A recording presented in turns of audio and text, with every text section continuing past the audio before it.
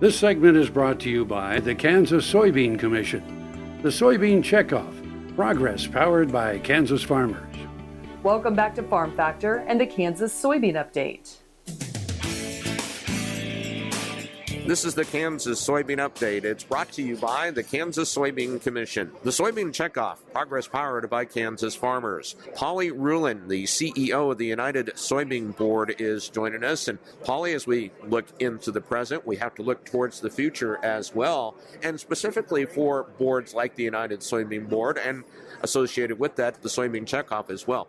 How do you feel that future is looking right now? I think the future has never been brighter for boards like the United Soybean Board and its affiliated state partners. And the reason is, when you have times that are very tough times, like soybean farmers are going through right now, when prices are low, when supply is high, when sometimes we have bean quality, harvest has been rough, we've got the tariffs, on and on, we have challenges. The reason that the Soybean Checkoff exists is to look forward and see the demand side of the chain and make sure that demand for soybeans is very, very strong. And as long as you have strong demand for soybeans, then you can accommodate little bumps in the road on the supply side.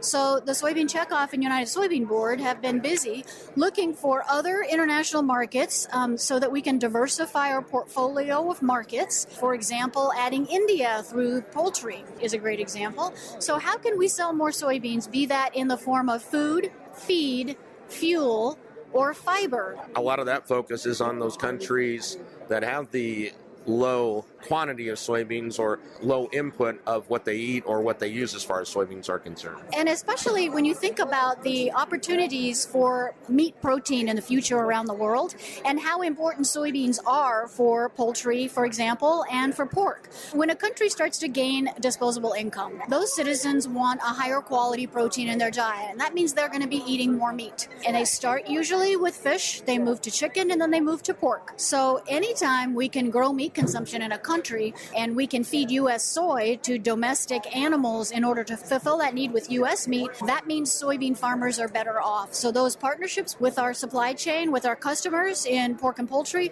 are extremely important and become even more important as we continue to grow yields and supply. You sound optimistic. Those numbers are out there. That potential is out there to really grow that industry.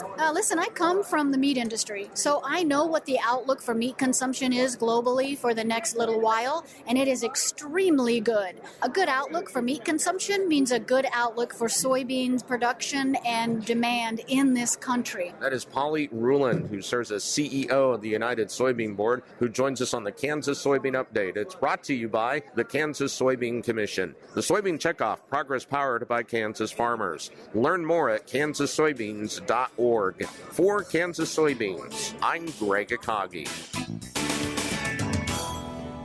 Hope you enjoyed this week's Kansas Soybean Update. Stay with us after the break for more with Dwayne Taves and Jim Lappin.